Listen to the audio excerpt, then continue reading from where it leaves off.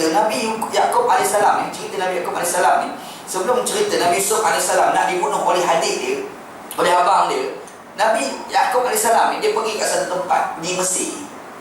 Sampai di Mesir, dia tengok orang Mesir dah semua api, dah semua berhala. Masa tu tengok, dah ada orang semua api kat sini, dah ada semua berhala, tempat dia tak ada lagi. Dia balik sampai dekat, masa tu duduk kat Iraq. Sampai dekat Iraq tu, dia nak jumpa dengan anak dia. Nak jumpa dengan anak, datang malaikat maut. Malaikat maut datang pergi jumpa dengan Nabi Yaqub AS, nak cabut nyawa Nabi Yaqub AS. Minta izin dulu. Ini kelebihan Nabi-Nabi. Nabi-Nabi dulu kalau nak mati, malaikat maut pergi jumpa, minta izin dulu cabut nyawa. Kita tak, kita ni kata mati je. Dulu malam dengar kuliah elok, esok dapat berita meninggal dah.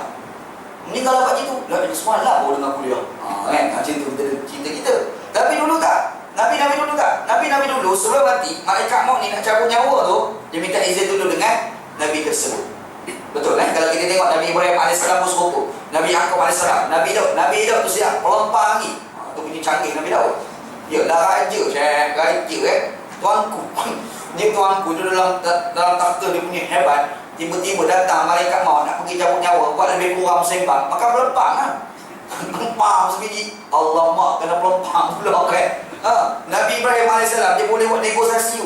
Dia sembang pula, timbulkan keraguan pada malaikat maut. Malaikat maut pula, nak cabut ke tidak? Tengok. Dia boleh buat lagu pula kawan tu. Benda ni ada dalam kitab Al-Qurtubi. Imam Al-Qurtubi tulis salah satu kitab namanya At-Tadhkirah. Kisah Nabi Ibrahim AS turun, malaikat maut turun jumpa Nabi Ibrahim, nak cabut nyawa Nabi Ibrahim. Nabi Ibrahim kita tanya soalan, adakah patut seorang kawan nak cabut nyawa kawan dia? Ibrahim kita tanya soalan tu. Malaikat maut pula jam. Takkan kawan nak cabut nyawa kawan dia kan? Nampak? Jam Syekh, tak reti nak jawab, tak reti nak cakap ni. Last kali apa tindakan daripada malaikat, naik ke langit pergi jumpa dengan Tuhan. Tanya, ya Allah, Nabi Ibrahim boleh tanya, adakah patut seorang kawan nak cabut nyawa kawan dia? Nak buat macam mana ni? Allah akan kata, kau pergi jumpa dia, kau tanya balik, adakah patut seorang kawan tak nak berjumpa dengan kawan dia? Lagi power kan? Dia turun bagi tahu, adakah patut seorang kawan tak nak jumpa kawan dia? Ibrahim pula tak ada jawapan. Mati. Syekh, hebat Nabi-Nabi dulu. Nabi dulu yang boleh berbual-bual kalau malaikat maut tu nak cabut nyawa. Kita duduk sehat-sehat mati. Kan betul-betul. Mati sebab dia tak ada jenis-jenis sembang malaikat ni. Nabi Yaqub AS dekat-dekat nak mati tu, datang malaikat maut pergi tanya Nabi Yaqub, nak cabut nyawa, nak minta izin. Nabi kata, minta sikit-sikit. Nak apa? Aku nak pergi jumpa dengan anak-anak aku nak pergi pesanan. Kisah ni dalam Quran. Am kuntum syuhada'a idh hadara Yaqub al-maut iz qala li banihi ma ta'buduna min ba'di qalu na'budu ilahaka wa ilaha abaika Ibrahim wa Ismail wa Ishaqa ilahan wahida wa nahnu lahu muslimun. Kisah dalam Quran. Datang malaikat maut nak cabut nyawa, minta izin sikit, aku nak jumpa anak aku. Malaikat maut pergi, fine, pergi. Dia pergi jumpa dengan anak-anak, dia tanya, ma ta'buduna min ba'di, apa yang kau nak sembah selepas daripada aku? Ni aku ni nak mati dah ni. Ni korang ni 20 orang anak aku ni nak jadi apa lepas ni? Nak sembah apa lepas ni? Anak-anak Nabi Yaqub AS 20 orang kata apa? Na'budu ilahaka wa ilaha abaika Ibrahim wa Ismail wa Ishaqa ilahan wahida wa nahnu lahu muslimun. Kata anak Nabi Yaqub 20 orang, kami disembah Allah. Tuhan kamu, Tuhan tok nenek kita dulu, Ibrahim, Ismail, Ishaq, Tuhan yang esa, kami ni orang Islam. 20 orang anak Nabi Yaqub AS. Alhamdulillah 12 tu beriman. Cuma adalah perangai jahat seseorang tu, macam Yahuda tadi tu kan. Tapi selepas daripada itu, cucu Nabi Yaqub AS lepas pada tu, itulah yang lawan Nabi Musa AS, lawan Nabi Isa AS, buat satu pemahaman agama namanya agama Yahudi. Allah Ta'ala cela, cukup cela. Walan tarda ankal yahudu walan nasara hatta tattabi'a millatahum. Tu ada ayat kan. Orang Yahudi dan orang Nasrani tak akan redha terhadap kamu hinggalah kamu ikut mereka, kata Allah Ta'ala dalam Al-Quran. Benci dengan Yahudi. Sebab apa? Sebab pengang Yahudi ni walladzina kafaru wa kadzabu bi ayatina. Mereka ni kufur dengan Allah, dustakan ayat-ayat Allah. Orang tahu dah kebenaran, dia tolak kebenaran. Mula-mula dia tolak. Bila dia tolak kebenaran, dia hidup tu, Allah Ta'ala kata ulaika ashabun nar hum fiha khalidun. Mereka lah ahli neraka dan mereka dikekal dalam neraka sampai bila-bila. Alhamdulillah. Takdir dengan Allah Ta'ala. Ayat ni Allah Ta'ala nak cerita tentang orang yang tahu kebenaran. Ada orang ni dia tak tahu kebenaran dan dia tolak kebenaran. Oh, Yang tak tahu kebenaran tolak dia. Lagi nak tahu tak ikut kebenaran macam mana dia pun tak tahu. Yang kita nak sebut ni, yang cerita Allah Ta'ala marah sangat ni, dia tahu tapi dia tolak. Yang merosakkan agama ni kadang-kadang Syekh, bukan orang jahil sangat. Yang merosakkan agama ni kadang tuku-tuku juga sebenarnya. Tok alim, ustaz-ustaz lah. Orang Yahudi dulu yang duk selewengkan kandungan kitab ni, tuku Yahudi duk selewengkan kitab tu. Siapa dia kalau zaman Nabi Muhammad dulu? Abdullah bin Surya, tu antara ni. Abdullah bin Surya, seorang tuku Yahudi yang alim kitab Taurat, dia selewengkan kitab Taurat. Dia selewengkan kitab Injil. Abdullah bin Surya.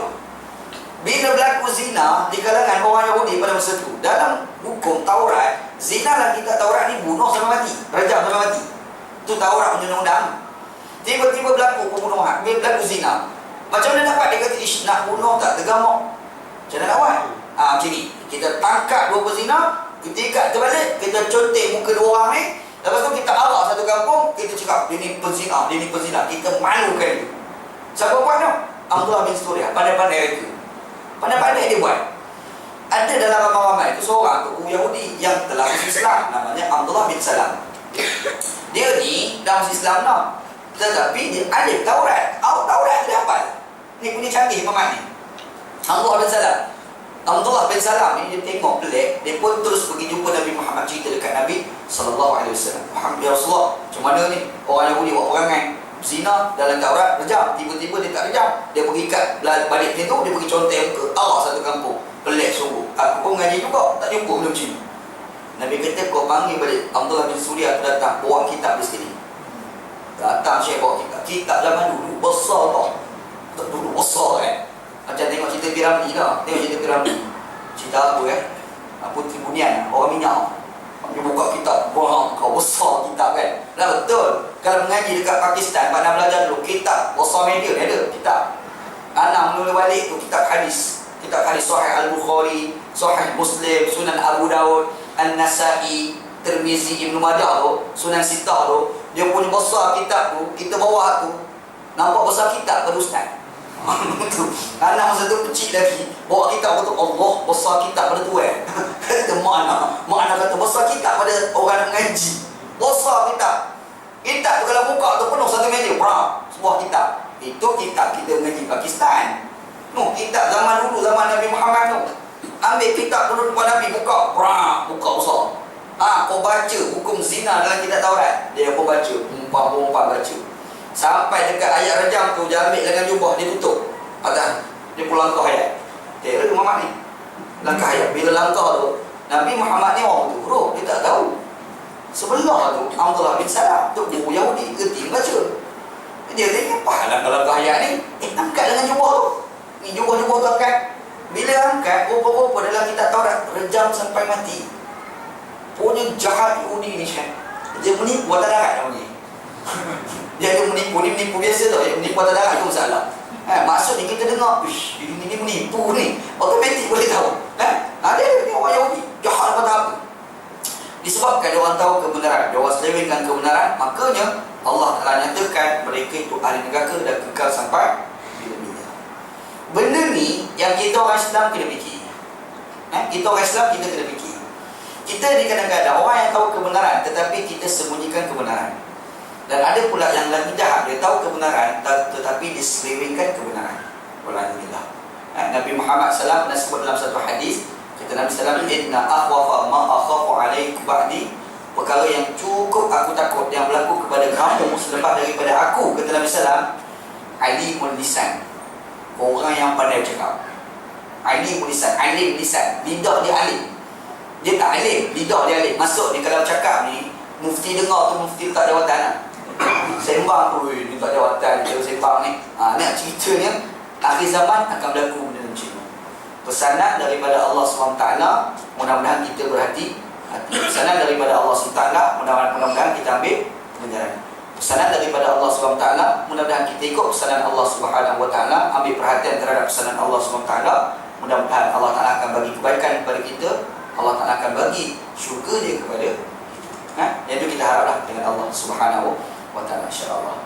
Wallahu a'lam. Akan datang insya-Allah akan cerita bagaimana nikmat-nikmat yang telah Allah Ta'ala bagi pada kaum Bani Israel, tetapi mereka dustakan. InsyaAllah dalam kuliah akan datang. Wallahu a'lam. Sallallahu ala sayyidina Muhammad wa ala alihi wa sahbihi ajma'in walhamdulillahi rabbil alamin.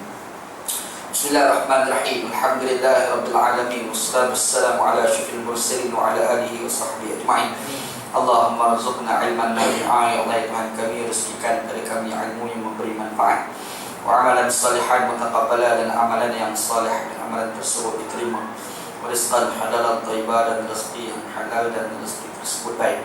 Rabbana atina fid dunya hasanah, wa Tuhan kami, berikan kepada kami kehidupan kami di dunia baik, fil akhirati hasanah, dan juga di akhirat baik, wa qina adzabannar, selamatkan kami daripada azab api neraka. Sallallahu ala sayyidina Muhammad wa ala alihi wa sahbihi ajma'in walhamdulillahi rabbil alamin. Taqabbalallah.